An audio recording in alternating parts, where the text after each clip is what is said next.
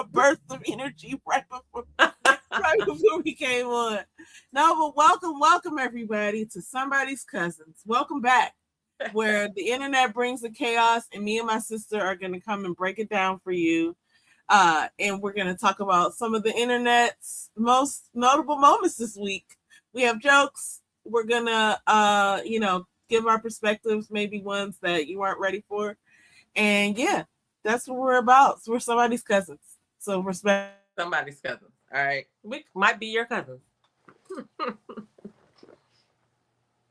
you hear me? Are you frozen? Is she frozen, y'all? Are you frozen? I think she's frozen, guys. Hopefully you guys can hear me. Let me just do a little check real quick. Are you frozen? Yeah, y'all can hear me. Okay. But yeah, welcome to Somebody's Cousins. While she gets her audio together, we're going to be talking about stuff that's going on. I think we're going to talk about the Knicks, how they made history. We're going to talk about a few funnies that we have on the internet. We like to keep it light over here unless we're talking about, something that's not light. But I think the last time we were live, we were finishing up the Nature Boy whole situation up. Y'all have not been watching that. I don't know. The documentary is on Hulu, and then there's some extra parts on the internet that you can go and find that Hulu just could not include because it was just too much. But other than that, that was what we talked about last week. This week we're going to keep it a little light, but we are going to talk about the people, a couple of people who are kind of trying to be like Nature Boy or maybe have similarities. Okay, some of them are just, well, one of them is just ridiculous. I can't believe it's happening, but some people were taking it seriously over on Bigo, and Bigo is still active. I guess if you had the app, I thought it was banned. I really thought it was banned, but anyway, but yeah, so.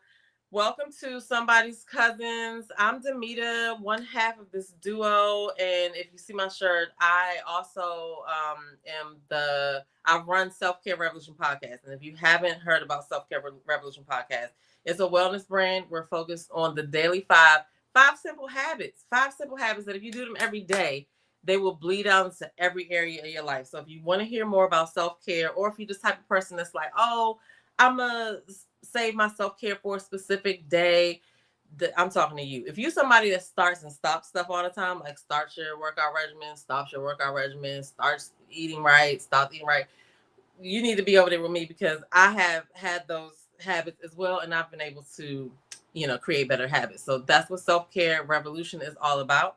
So search that up on YouTube. We have a podcast also on Apple, Spotify, anywhere you listen to your podcast. And you can also grab our Self-Care Revolution merch at www.selfcaremattersdaily.com. Anyway, I'm just filling a little space until my sister comes back. I think something happened with the power. We've been having like thunderstorms the past 2 days. So that's that. But if you're watching this video, if you're watching this live, get in the comments below and let me know where y'all watching from. You know what I'm saying? We're in the DC, Maryland, Virginia area. Okay. And it's not raining right now, but it was like 90 something degrees today. Anywho, let me see if I can see the comments. Make sure y'all like the video. All right. Because she also goes live and she does like stride checking. She's really all about, like if you are into planners and systems and things like that, you definitely want to follow her because she has all of these neat little systems of how she, keeps track of stuff, the things that she wants to do. She just had a new baby. Okay. Well, I still feel like he's a new baby. He just turned 1 this year, but I still feel like he's new. He still has the new baby smell. You know what I'm saying? He's so cute and he can't do any wrong. All right, he just started walking. Well, I think he's running now. But anyway, she talks about how you can, how she can. Oh, here she is. Welcome back. Yay, I'm back. I was just telling him about how Drayton is walking, well, probably running.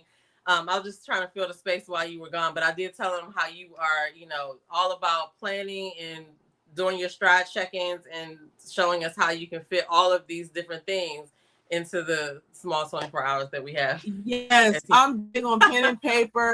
I'm big on all that stuff. My power just flashed out, which was horrible. It was right at the wrong time because I think we're having some sort of like thunderstorm around That's here. What I all said the too. For the past 2 days, we've been having thunderstorms, but it was so funny because I was like, is she doing the mannequin challenge? I was like, oh my God, let me tell you. Oh, was that frozen? I was like, that is so funny.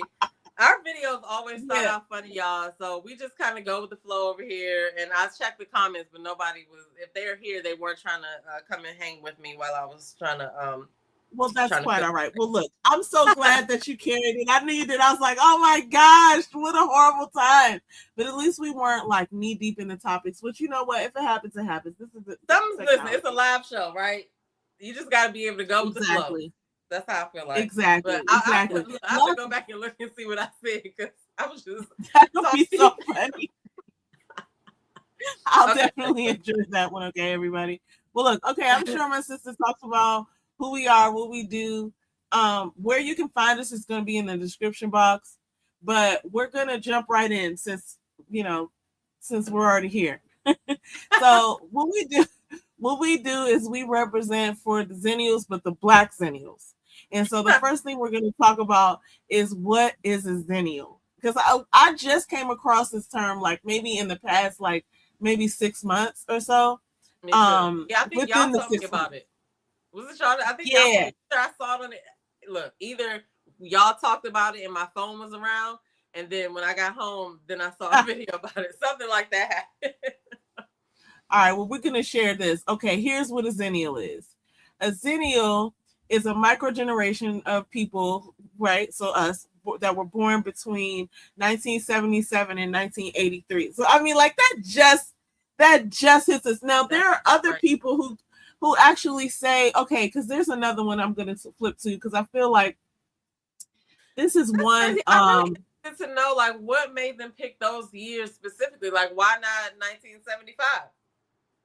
Well, I'm getting ready to show you, okay, if I can get my life together, I'm getting ready to show you what this little thing is about here. Okay, so guys, give me a second. I'm still kind of this like, made so much sense to me when I learned of it because it's just certain things that I just kept thinking like, man, I remember this. Just like when you just said that Five Alive earlier, I just remember like drinks and books and stories and toys that people just don't really know what they are now, and it's like only a certain amount of people born in a certain era would have known about this.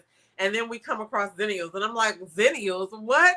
Are you serious? What in the world is Xennial? It's so okay. So I just put a bunch of stuff up on the screen, but we're going to talk about this one right here because this is like the little Venn diagram of like what it actually is. So Generation X is between 1965 and 1980, and this one is a little different, right? Because this one says the Xennials born between 1977 and 1985. The last one said 1983, but that's okay. We're not gonna. And then a millennial is technically between 1981 and 1996. I've never identified with that because I've always been following up after my sister. So if anything, I was like the end of Generation X, but I wasn't like super integrated. Like I used to watch all the 80s movies and like Ferris Bueller's Day Off and like all of the like 80s stuff. And so I never really kind of got with it. Yo, even when looking at this diagram, I'm looking at it on my TV because I can see it better. Y'all, I only got my glasses, but looking at this diagram, it's just like even interesting just to look and see the characters that they use for each of the time periods. You know what I'm saying? Yeah. Remember DuckTales and all of that? DuckTales. You know what I'm saying? Like, okay, low key though, can I just be honest? Low key, DuckTales is one of the best theme songs musically. The way that they set that score up. If you get the chance to go back and just Google it. I'm telling you. Google Duck Team's theme song, and you're going to listen to all the musicality, the way they did the bridge. I mean, the music, even the lyrics are really kind of well crafted. I was listening to it. I listened to it, so it sounds really weird. But I like note to self, go listen to the score for DuckTales. I'm just telling you, like the beginning, and it's like so funny. I love stuff like that. Like I went back recently, I won't say recently, maybe in the last 3 years, and I listened to a bunch of theme songs, and my favorites were Three's Company. Come and knock on our door. Ooh, Yeah. ooh, ooh. And obviously people always say Good Times, but really the one with Alan Thicke, because Alan Thicke was out here Family writing Ties. theme songs. Family Who's that? Ties, Robin Thicke's father, right? Mm. He was out here writing these theme songs, and I guess it was like a side hustle or something for him because he was really good. And he wrote the one I think for Different Strokes, which I can't even remember right now, but I he was can't like remember really that one. good. But Who look, wrote the hey, one look, for Golden Girls? I don't know, but whoever remade that tune, this is black out on the internet I who seen remade it, that. and he was dope. So right Mhm. now I'm just showing some different stuff about the psychology of Xennials and stuff. We're not going to listen to it, but it really is a thing. And you know what it really put it into perspective is this right here. And I don't know if you can see it, but I'm just going to read some of this stuff. Saturday morning cartoons, no streaming. You had to be there or you weren't going to be able to see what was playing, right? We played outside all day until the street lights came on. I was even listening because, oh my gosh, R.I.P. Rob Bass passed away earlier this week. Yes. But I was thinking to myself, for some reason, that song, It Takes Two, came out in like 1998. And for some reason at the time, probably because I was only like 6, I thought he was a teenager. He was 21 when that song came out. Of course, I don't know how I know all this stuff, y'all, That's but I'm crazy. just, he was 21. In my mind, I thought he was like 16 or 17, right? And I remember thinking like, wow, this guy, he must be living his life. He's living it up. He's got this hits record and stuff. But like, I remember those days when we used to go outside. We used to be outside all day long. I don't know whether we came back for lunch or what, but we used to be like playing in the creek, which was probably dirty as shit. We were eating those honeysuckles off the trees. What did we do? We would go outside. Other people would be outside. It depends on the age. I remember when I was little, we used to make like mud pies with dirt and water. Look, some of this stuff on here. We were drinking out of people's water hoses. People. We were in people's backyards. We would sometimes go into people's homes.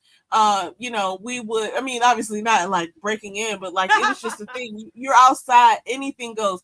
We're riding the skateboards down the street with cars coming. No, like caution to the wind. Okay. When I started riding bikes, we would like set up like ramps to jump because I was a tomboy, so we were doing that.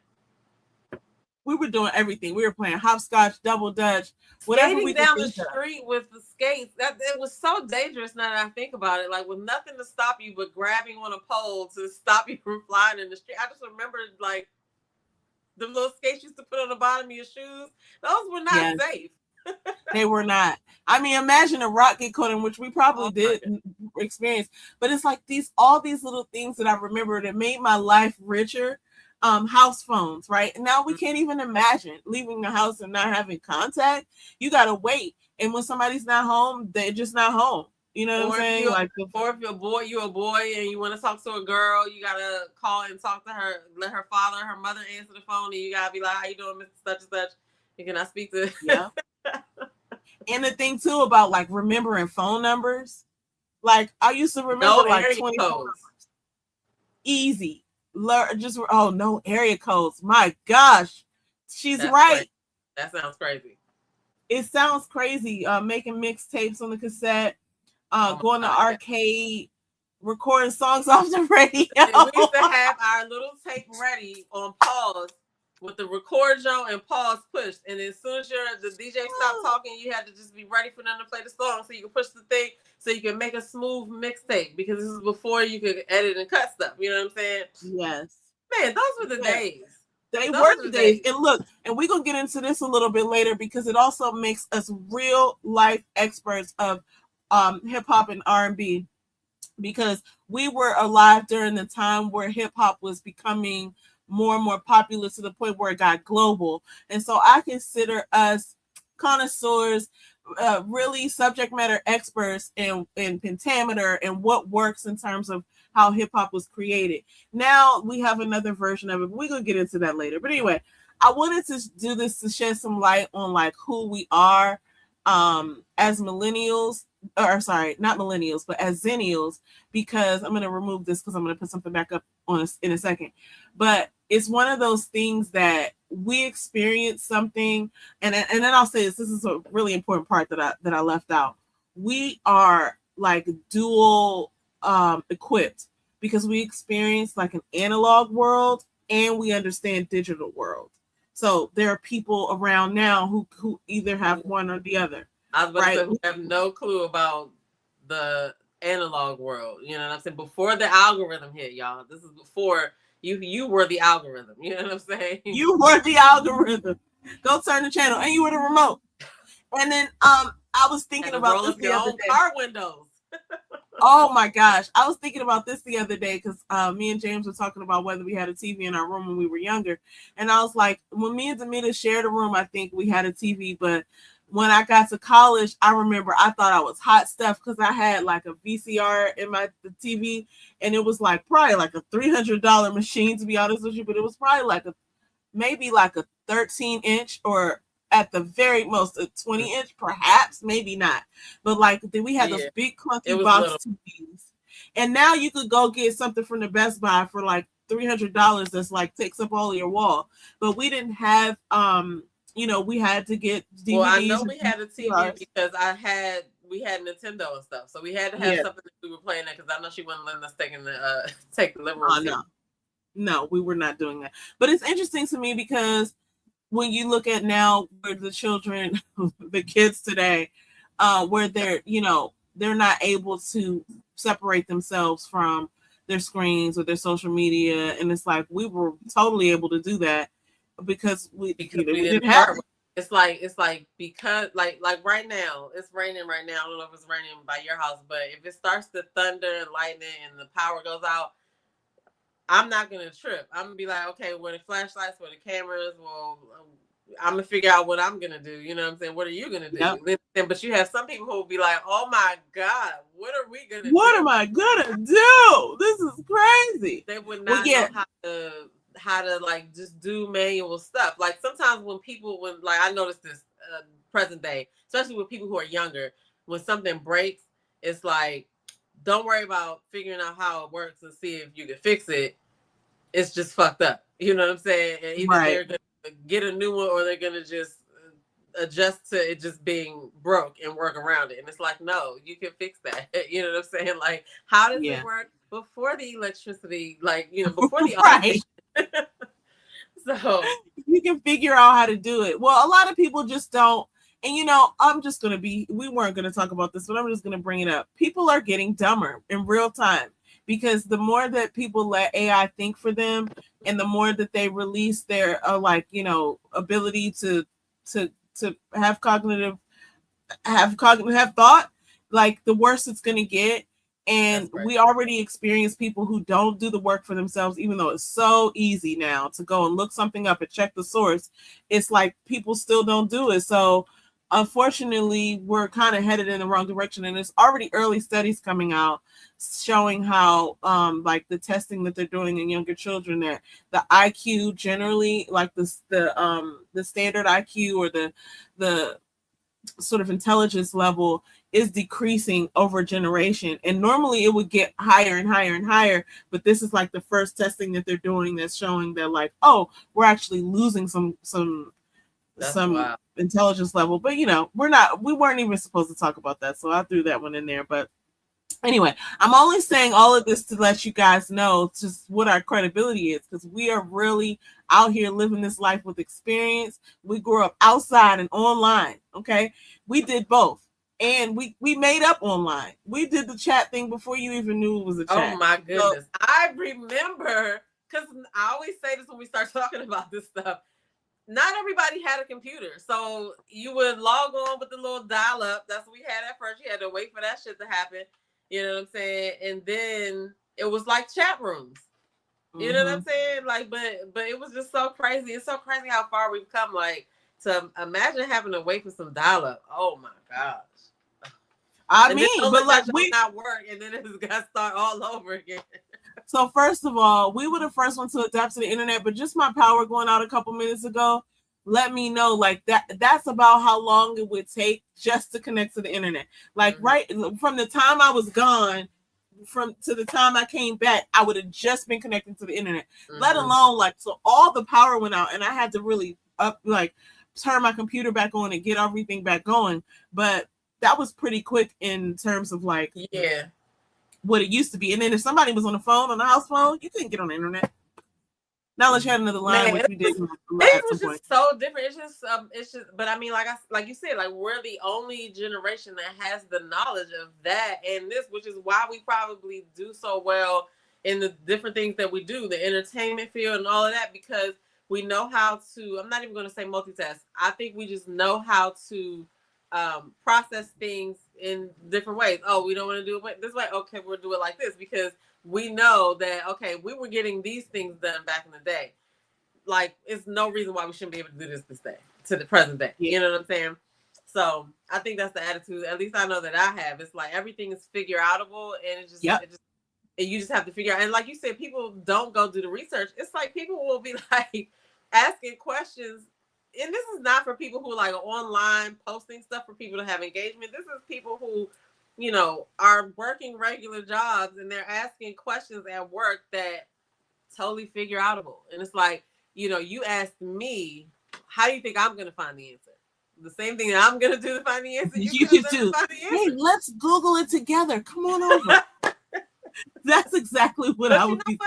I appreciate it though, because I you know, I appreciate it. I appreciate the knowledge. I appreciate the things that I know. And, you know, whenever I run into people who are just like, one, if I feel like they're going to irritate me, this is at work, I just send love ahead. But no, I know. First of all, I just be like, okay, let me let this person talk and say whatever they have to say. And if they think this is the way, this is the way. And then I just let it happen. You know what I'm saying? And then I just have learned to kind of like keep my, you know how to get it done. So just after this person tries whatever they try, then you just come in and then you use your Xennial knowledge to get it done. Anyway, that's how I look at. Are you frozen again? No, I'm not. I was about to say, no, that would have been so horrible. No, we getting ready to go into our first topic because I just wanted to set the stage for to people to know that like we are subject matter experts at life. And we, like she said, we know how to adapt, and we're just going to give you a little bit of our takeaways on what's happening on the internet these days, starting with polygamy.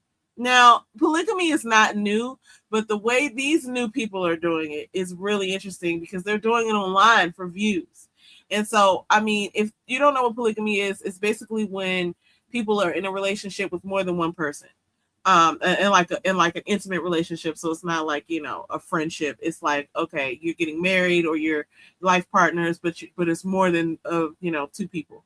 So it could be anything from like open marriages or, you know, just like like almost like a pimp situation where the man has many wives. Now, I've not seen it the other way. I'm not trying to be, you know, socially irresponsible. I've seen a couple of posts on Instagram before.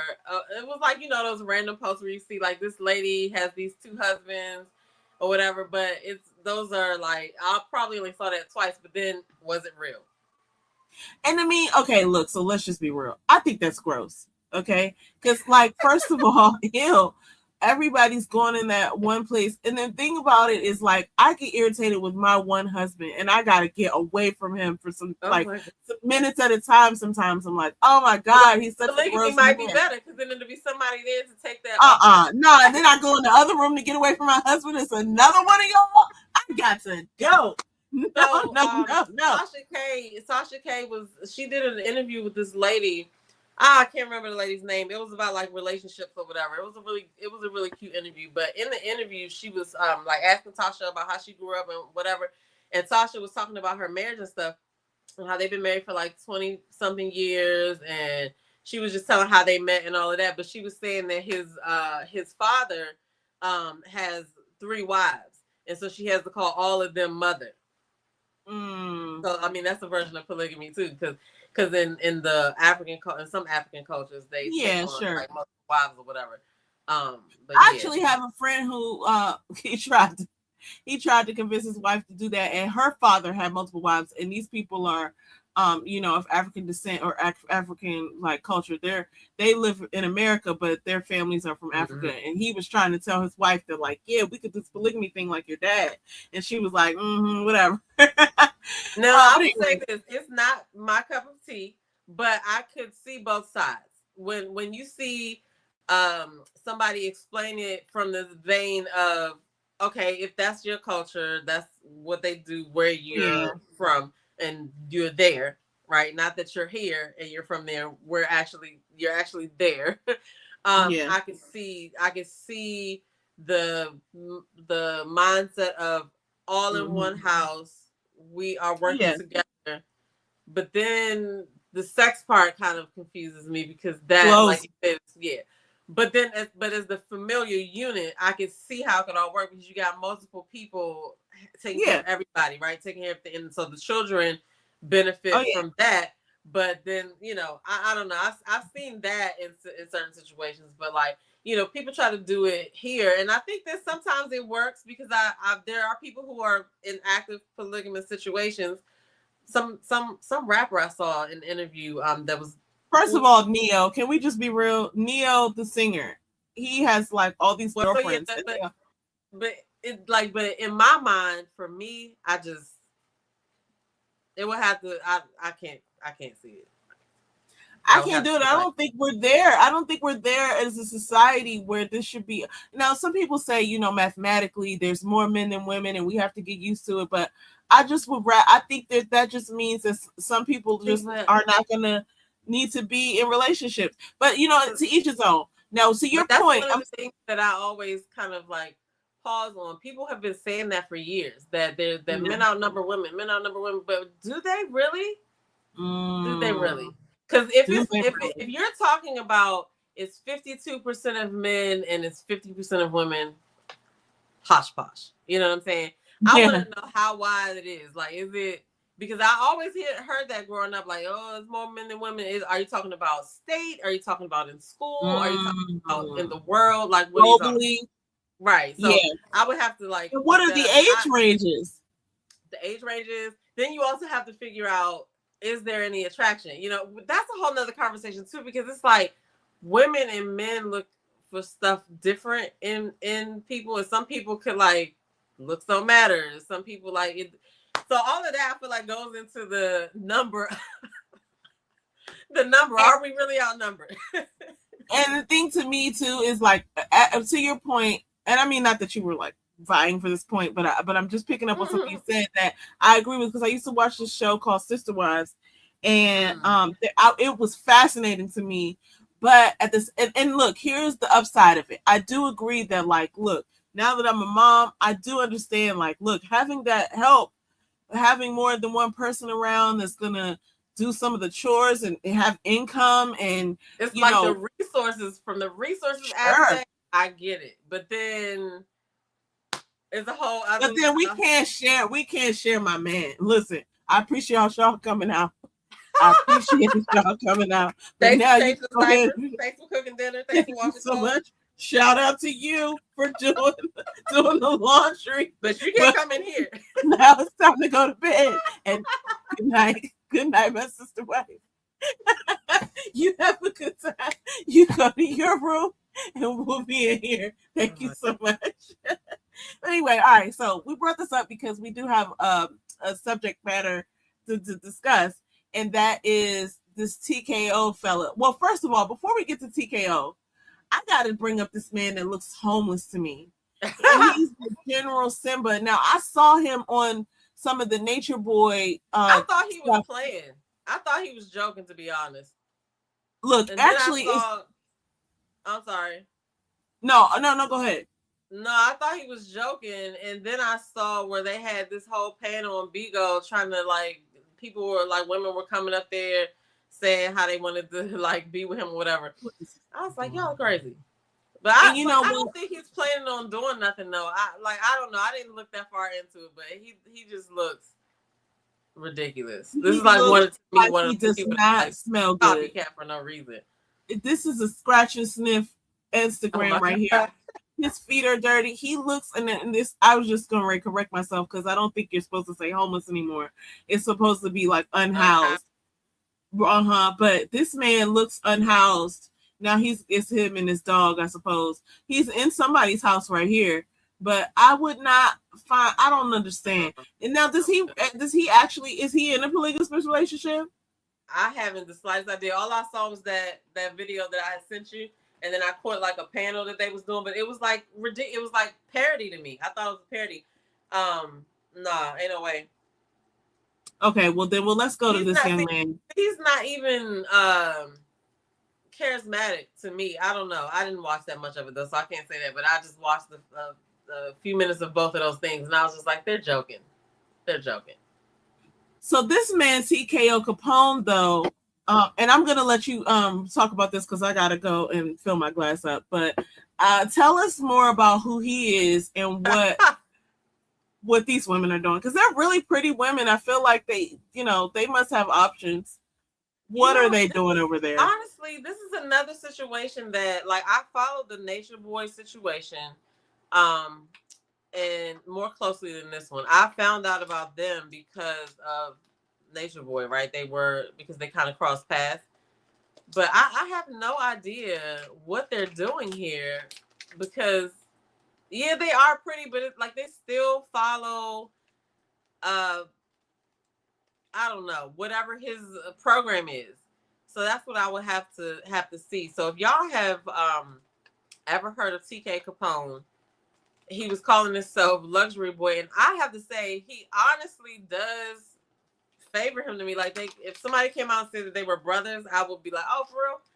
But this don't look like what Carbonation looked like though. This looks like they actually might be there on their own free will, and they're not going through the same traumatic stuff. But I don't know. I haven't looked all the way into it to see. But if y'all know, please let us know, because now that we've had the documentary come out for Nature Boy, and I watched all of the Hood Horrors videos, like, now the mystery part of my brain is like, where else is this going on? So if y'all know the deep inside situation about this TKO situation, I want to know, because they've been around. He's been around just for as long as Nature Boy was. So he just is like he said, his name is gonna be, I guess he was playing, but Luxury Boy. But this is kind of weird though. But they all, to me, they look like they could be doing this just for the camera. They could be just like, oh, I'm gonna go on the internet and play this character and get this internet money or whatever. Because I know they be on Bigo, and Bigo has beans, which is cash. So I guess that's how that works. But I don't know. I'm just like trying to figure out what's going on with this dance. That's crazy. Anyway, Faith went to go get something to drink, y'all. So we're just looking at this. I'm trying to make sure that I don't miss no comments. But yeah. You know, one of the other things that I was thinking about too, when we watched the Nature Boy thing, I was like, you know, it's probably going on other places. And this is one thing that's popular, but there are probably other situations that we don't really know much about because they're not filming it. You know what I mean? And that's interesting in this day and age because everybody want to be on camera. But I said I was going to watch some of those documentaries too that was that were on Netflix, because there's a couple of cult documentaries on Netflix, and we were talking about how people get into cults. So, you know, I'm interested to see exactly what the inner workings of this is. Like, is there the same kind of trauma that was going on in Carbonation? What's going on over here? Because I know something's happening. Yeah, I mean, maybe they're just, I don't know how old these women are. She looks, I don't know. A couple of them look like they got some good sense. I don't understand what's going on. But again, each his own. Because I was saying I haven't really looked deep into this one as I did the Nation Boy one, but they look like they're over there they're there with him on their own free will. So I also think this could be a situation where, oh, come just be one of my, you know, characters and we can make some money. But I don't know. I don't know how good the money is. This guy has at least 8 rings on his fingers.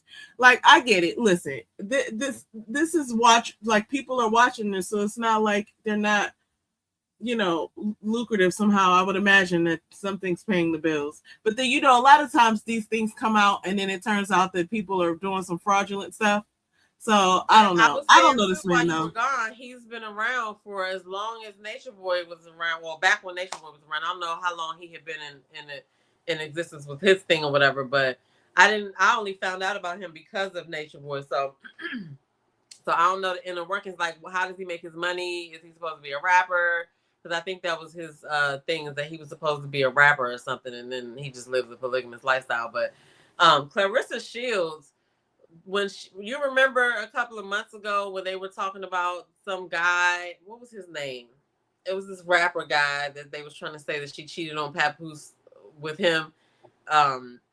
He came out and like aired her out or something and said that he did an interview on this radio station too, and was like they call him the cut man. You go out and you get beat up by the world, and you come to him and he patches you up. But he's polygamous. He revealed that he was polygamous on the interview. And ironically, the girl who interviewed him seemed like she was really interested in like what he was talking about. Okay. But yeah, so that's what I'm saying about TKO Capone. I don't know if he was like a rapper that is just showing his lifestyle because he's a polygamous rapper, or I don't know how he came about. I'm gonna have to go into a deep dive on that next. But well, look, this we're going to talk about this more in future episodes, but there's thumbs down on polygamy for me over here. But we do have one other thing to talk about that's semi-related to this, which is Nick Cannon. Because in some ways, Nick Cannon is I don't know if he's in a relationship with all these women that he has children with, but there has to be some relationship, especially the one that we're talking about right now. She has like 3 different children with him. So he went back and had children after he had children with other women. Now, I don't know their setup. I don't know if they're actually in a relationship or if they're just like making babies, because whatever, like people get sperm donations and stuff and they have children. So not to say that those people are in a relationship, but this story is quite interesting because her name is Brittany Bell, and she got her doctorate. Okay, we're not even going to talk about the other story about doctoral degrees going around. She got her doctorate, but what's interesting to me and what stood out is what her dissertation focused on. The name of her dissertation was Black Fathering and the Experiences of the Adult Children with Multiple Siblings from Different Women. And I thought that was so weird. I mean, here's why.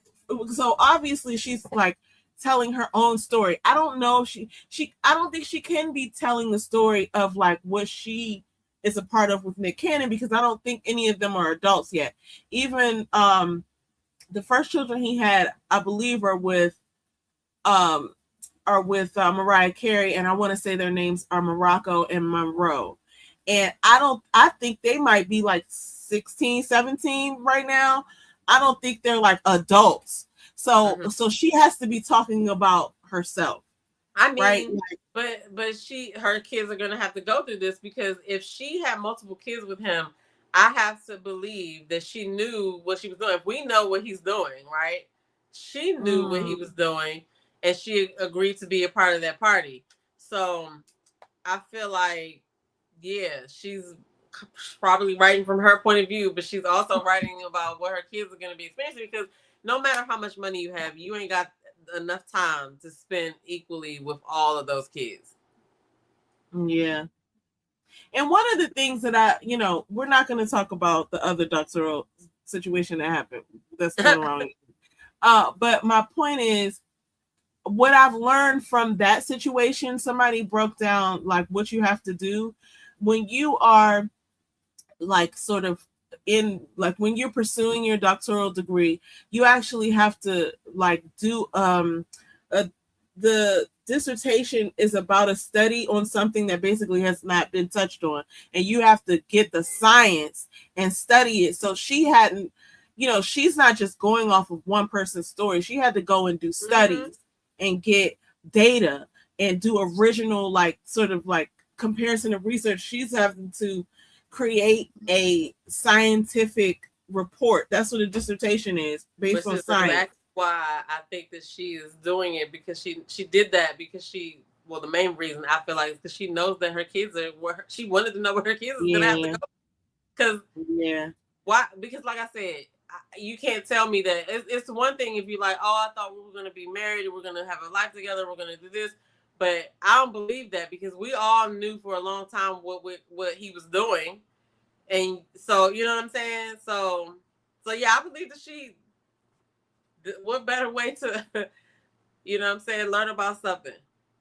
I don't know. It is weird though, but I mean, it's very interesting. You know what I'm saying? The reason why I think it's weird is because you knew what you were signing up for.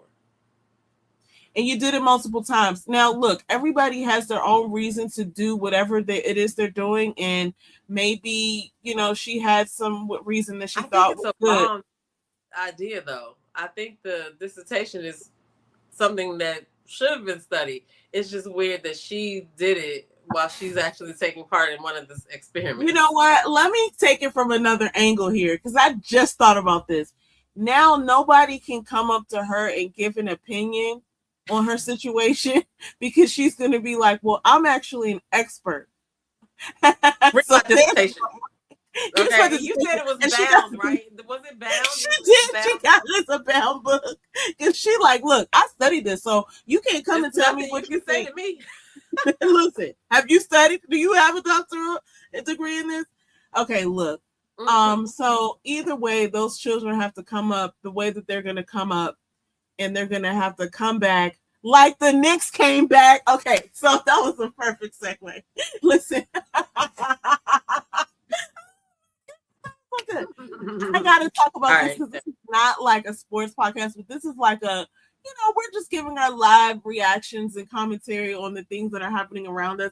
And this was so amazing that I just have to talk about it. And here's what's interesting about this, guys. I hope I can pull up this other one about when it happened, because I'm going to speak to it. This made history.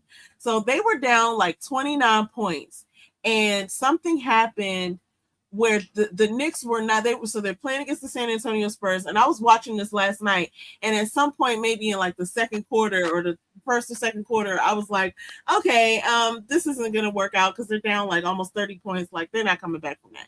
And we decided like, okay, yeah, let's watch some simple songs or whatever our son wanted to watch. Right. So then we were watching other things, but then I had the notifications coming through on my phone, and I noticed like, oh, now they're only 17 points down. Like, that's doable. And then it was like 12 points, and then it was like, you know, and I was like, let me see what's going on over here. So I actually, I said, yeah, that shit can happen fast. So then I was like, yo, I mean, coming back from 29 points is ridiculous, right? So then I said, okay, let's watch this. By the time I turned to it, and this is what I'm putting up on here now. By the time I turned to it, they was like maybe 5 points down. This is actually the winning shot. Now, here's what's interesting about this, and I want y'all to see this, and I hope I don't get fined or flagged for this, but you know what? Who cares? Wow. So, the sort of like star, they have a lot of star players on the Knicks, but he went for the shot, and everybody was standing back waiting to see if it went in, except for this man, and his name is OG Anaboy. I want to say, I was like, he was the one that was like, oh no, I'm gonna make sure it go in, okay? Because everybody was watching, and he went up there and he tipped that thing right in there, and they had 1 second left. That is actually a thing too. Like, somebody's going to the ball with the basket, you need to be right there just in case it doesn't go in, so you can do just what you did. And you know, because you played basketball in high school, and so this is the point that I'm bringing up here, because we always have conversations about what it takes, right, to like just be successful. And you know, you running these drills and you doing these suicides at practice, and you thinking like, you know, whatever. It reminds me of last year when the Pacers came back, and it was only like a 14-point lead that the other team had against them, but they came back, and when the man did the I forget his name, but when he did the interview, Charles Barkley was like, "Wow, it was fourth quarter. You were fresh as a daisy." And the guy said, it was all about my conditioning, the conditioning, right? Like we go through this, we do our training, we do all this stuff, and now we have energy in the fourth quarter, like to bring the game home. And you see this man right here doing what you probably would do in a practice because that's the way that you're supposed to play basketball. And all of these things that you do to practice add up to a win. It's not separate. So a lot of times we think we're going through the motions. Oh, I gotta do more editing. I gotta get film more I gotta, film more content. I gotta get this out. I gotta do more editing. I gotta, go through these motions to do whatever it is that I'm doing. But this is the payoff. The hunger is there, the motivation is there, sure. But what won this game was this person following the mechanisms of conditioning, of doing what works, of doing the work that matters, that you practice all the time. Yeah, I'm about to go just to make sure the show get in. I'm about to make sure. We can afford no drops. Hello. They had 1 second left in the game. Now, look, Karl Anthony Towns was right there. So he might have got it too. But like that just shows you that the whole team was about. People down there trying to smack it out too. Exactly. And they were up there before Karl Anthony. So they was over there trying to get it. But this man, Anaboy, I don't even know if I'm saying his name right. OG Anaboy, I think his name. And Ananobi. Okay, sorry, sir. I'm sorry to this man. But I can appreciate the teamwork and just the skill building that got them all the way to the finals. And look, everything that happened before this to bring them back from the 29-point deficit or whatever that they had was one thing, but I think this is what everybody's going to remember. It's like, remember right at the end when they thought we was about to lose, and I can't. Because first of all, let's go ahead and just shine some light on the team that let them run 29 points back. What the fuck was y'all doing while they was running them points? I can just imagine how it was. Somebody stole the ball, somebody got a 3, somebody stole the ball again, somebody got another 3. What was y'all doing while they scored all them points? You know what I'm saying? I know that coach was livid. So my question for you is, okay, so this was one of the finale games, right? Like there's another game. Yes, there's more games. This was I think this was the game 4. So I think this was game 4. Yeah, because they could win in 5 games if they win it. If the Knicks win the next game, it would be the first championship they won in like 50 years. Also, it was funny because it was so many celebrities there. We're gonna talk about that in a second. But I'm just going to take this off the screen because you said something earlier about how we react as humans when we don't condition ourselves, when we don't do the things that are like, you kind of feel like, oh, I'm going through the motions, but it makes a difference. It makes a difference. It's like so easy to be like, oh, I'll take care of myself later. Oh, I'll do this later. Oh, I'll do it later. But when you really think about it, it's like, why are you carrying yourself like that? Because why are you treating yourself like that? Because if somebody did that to you, like, or your kid, you'd be like, hold up. You know what I'm saying? I deserve to eat. I deserve to get sleep. I deserve to, but we always be like, oh, I'll put it back here for rushing to work or doing whatever it is. And so my thing is, for like, I do this with reality TV too. Because a lot of people are like, I don't like reality TV. And I'm like, self-care is all in reality TV as well. It's like the 5 basics are, hydration, nutrition, rest, reflection, and movement, right? Those things may not have anything directly to do with your job. But if you don't eat, you're going to be cranky. You're not going to have any energy. If you don't hydrate, you're going to, have issues with that as well. If you don't get enough rest, like those 3 things alone will make you have a different response to if somebody comes and knocks on your door at 6:30 in the morning. You know what I'm saying? Yeah. Or somebody cuts you off in traffic or whatever. But if you are, waking up with the intention of, let me take care of me first. Okay, first thing is a good night's rest. Second thing is, let me make sure that I stretch at least. You ain't even got to do no 50-minute workout. You paid attention to the fact that everything works. You know what I'm saying? And then you go to the nourishment, get something to eat, right? Put something in your body so that you are something that's real food, not like, just sugar and salt. Like look for something that's going to actually help your body. Like I always like to say, what are you handing your future self, right? Are you handing your future self doctor's bills and stuff like that? Or are you handing your future self some good habits that, we eat an apple every day or whatever. It could be a small thing because the small things stack on top of each other. So that's kind of what came to mind when you were talking about this game, because I remember playing basketball. I used to hate the drills that we had to do. We used to have to do suicides and layup drills and all of that crap, right? It's like those things are not happening back to back in the game, but the fact that you are practicing doing it when you're in that moment, you are just like a robot because you're like, oh, we do this, do that. You know what I'm saying? So that's the same thing that I like to talk about with the fundamentals for us, because it's like a person can be like, oh, well, my self-care day is going to be on Sunday. It's like, but why would you ignore yourself the rest of the days? Like, why wouldn't you give yourself some self-care every day? Because self-care is actually maintenance, right? It's like when you have your iPhone or your Android, for you Android users, you're not going to not plug it up. You know what I'm saying? You're going to show it some love eventually and plug that bitch up because you want it to work when you wake up. You know what I'm saying? Same thing for your body. You have to do the basics for your body, is the maintenance to get you through the day. Like I said, I'm not going to be giving you a long spiel here, but my whole point is that if you just focus on those things, they bleed out into everything. So that's what Self-Care Revolution is about, if y'all was wondering about the shirt. But yeah, but stories like the basketball game, like, are perfect because you picked it right up. Like the conditioning, the fundamentals, the things that they practice, you know, all the time is what won the game, because they were all like their own things, right? Like a layup, and then he was just, he was following behind him, or like, the three that the guy shot, like everything worked together. The way that they came back, like those were all little things in the game that stacked on top of each other that caused the big win. And self-care is the same way. So I like that, because I was like, oh yeah, that reminds me of the Daily Five. So yes.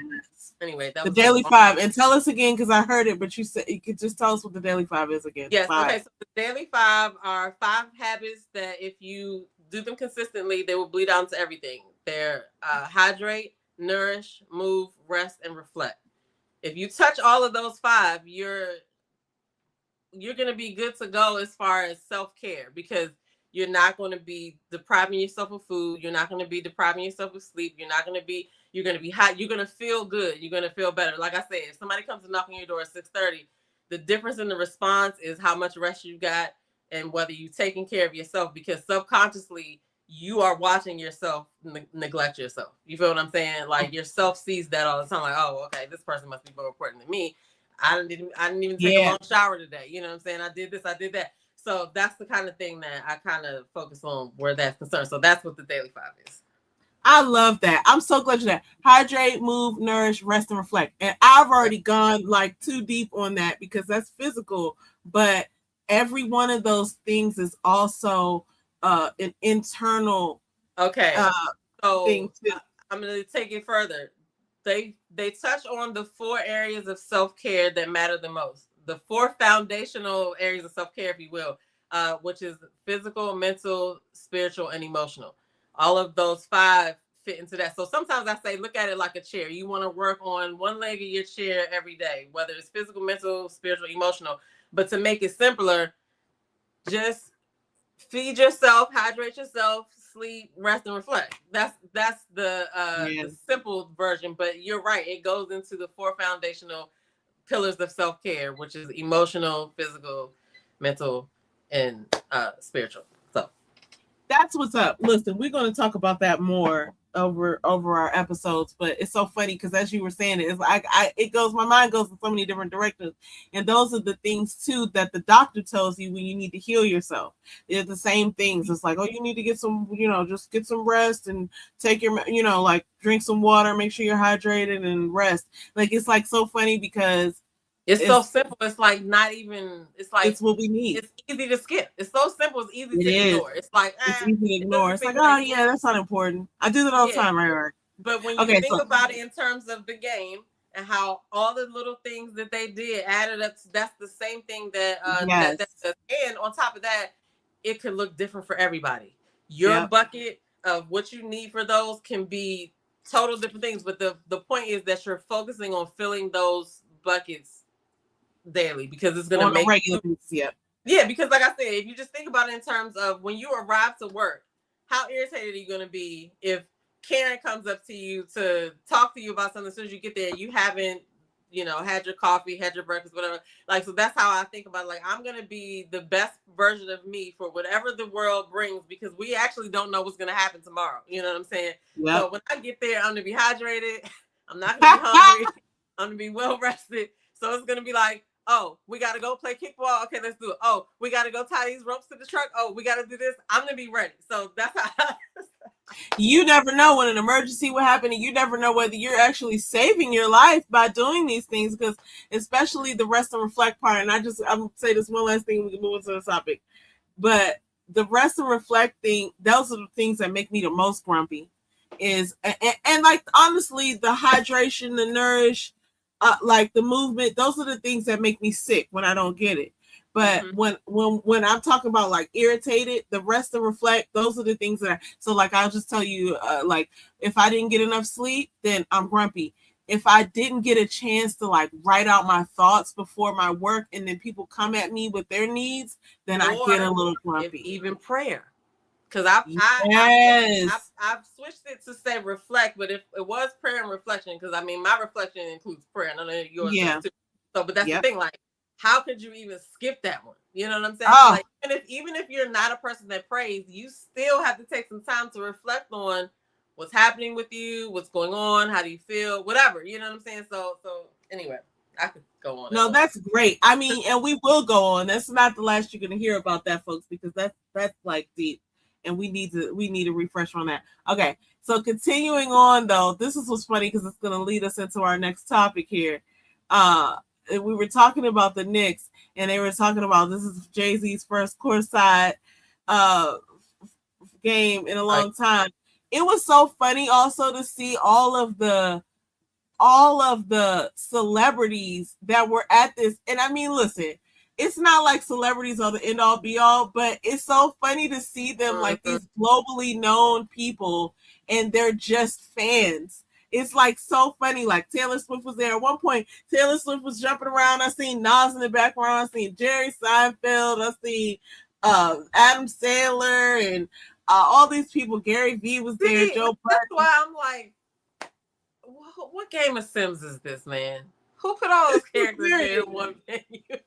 And they were all just so excited. They were just looking so like cheesy and excited. Like they weren't themselves in terms of like being cool, calm, and collected. Even Nas might be going to see a game. Look, Nas might be one of the coolest people I've ever seen. Like I've never seen him not look cool. Like he did not look cool this time either, but he was like cheesing like the rest of them. And even Jay-Z in this thing, he like, you see him and he's like laughing. I don't really recall me seeing him like laugh. Like everybody was just amazed because they just knew they just witnessed history. Like, you know what I'm saying? Like, yeah, you know what? I'm sorry, this has nothing to do with this, but it's Jay-Z. Remember when they had he had the performance, was it with Alicia Keys where Little Mama jumped on the stage? Was that? Oh my God. When you just said that and it showed him, I just thought about that. That his hairstyle for some reason reminds me of that era, but I don't forget how his hair was at that point. But okay, look, you for some reason that came to my mind. That jump was so funny. But he wasn't even laughing on that. He was just kind of like, "What are you doing? Is that Spike Lee?"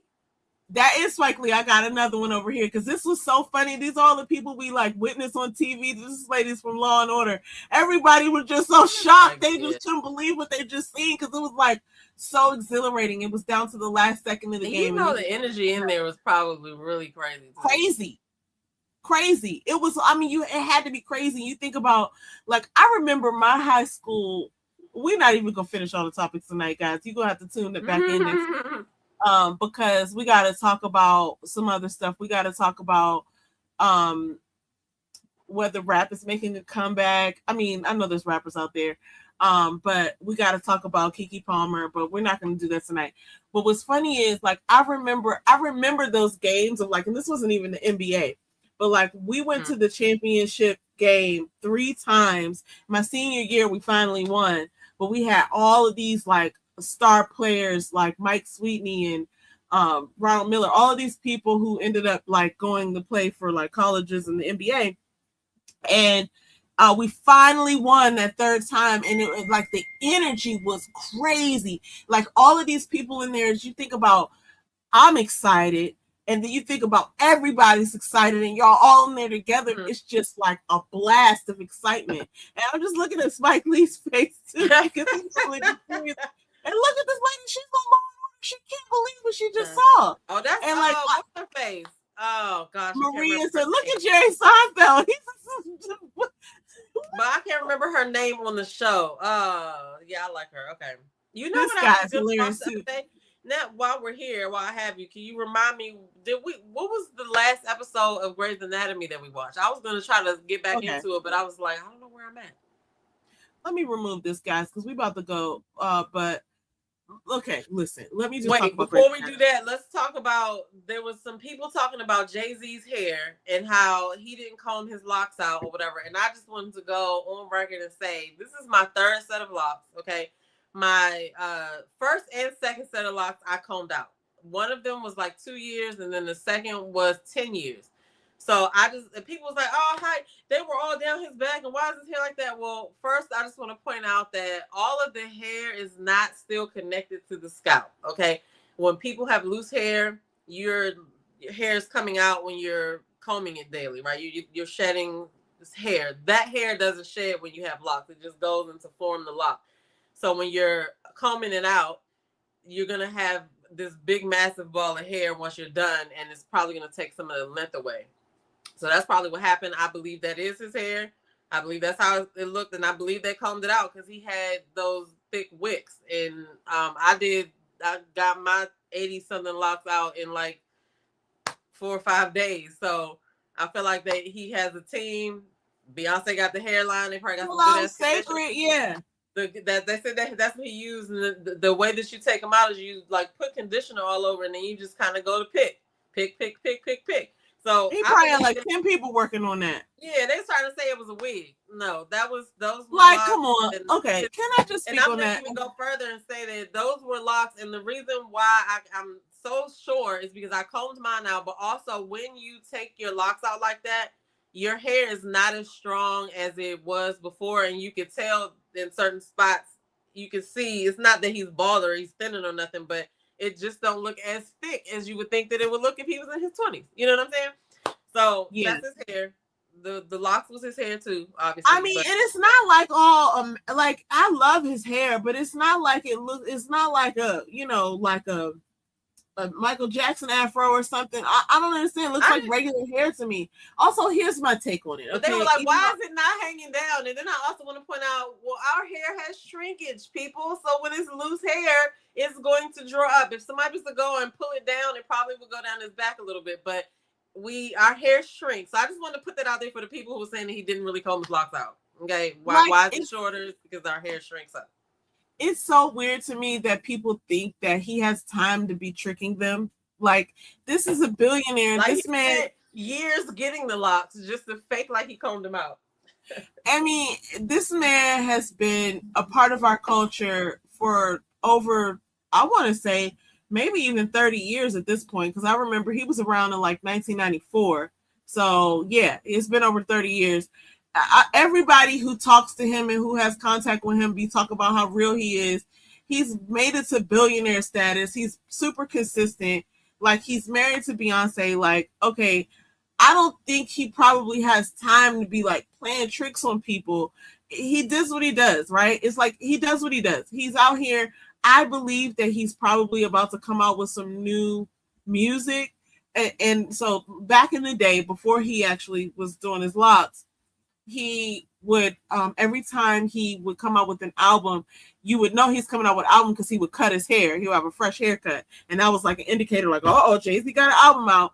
And the fact that he took his locks on, now he didn't do that the last couple albums. Like, he had a couple of albums with Beyonce, like his wife, and they did like on the run tours and stuff like that. And he had his locks, so of course he's not gonna cut his locks if he wasn't ready to cut his locks. Now that he's done it, he's taking his locks out. I think he's probably coming out with some music because he was stopped outside of a Knicks game earlier this week, or maybe like in the last week, and they were like, "Oh, Jay-Z, is that your, like, we have questions about your hair," and he was like, "I don't want to disrespect you, but you just let the magic happen." Right. And so to me, that kind of alludes to like something else is coming. And so if we can gauge it by what history has taught us, then perhaps he has a work coming out, because he hasn't been performing all that much in the past couple of years, since Beyonce's been on everybody's internet taking up all the space. But they've all been touring. The whole family has just been going to her concerts and performing in them. And I'm so curious to see what happens. And we're going to pick this conversation up in a week, because it's a lot happening on the hip hop front that I think we should weigh in on as experts of global hip hop culture having coming up in the millennial time, in the Xennial time, not millennial.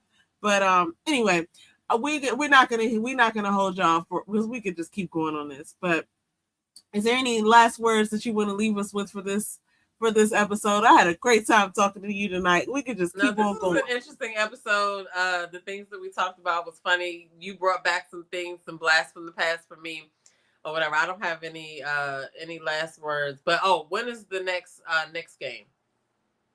Oh, the next Knicks game. I'm gonna have to look on my phone, because actually I looked it up, because I was like, okay, James is gonna watch all of these games. Let me just be on the lookout. I know it's not tonight because they're not back-to-back nights, but I'm just looking it up right now. I sent him a screenshot of like, okay, here's all the games. It's got to be either tomorrow or the next day. Where is? Oh, there it is. Okay, I got it. It's June 13th, Saturday. So yesterday was June 10th, right? So game 1, 2, 3, 4, 5 is Saturday, June 13th. And then if they don't win that, if Knicks don't win that, then they'll be playing again Tuesday.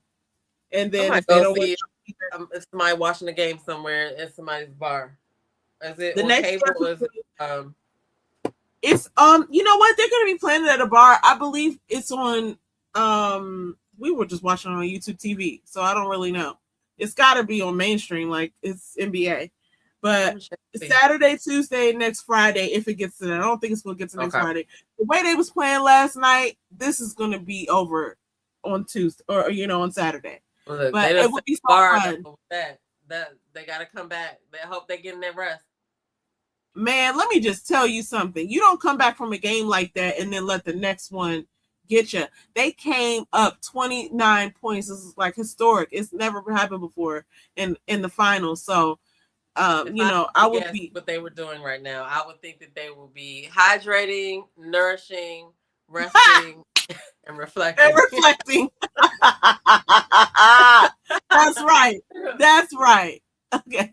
Look, it's been a pleasure. It's been a pleasure talking to you tonight. Guys, join us again next week, where we're going to take this to another level, and we're just going to be talking because we're somebody's cousins, maybe even yours. Okay. Have a good night, y'all. Thanks for joining us. Peace, everybody. Peace.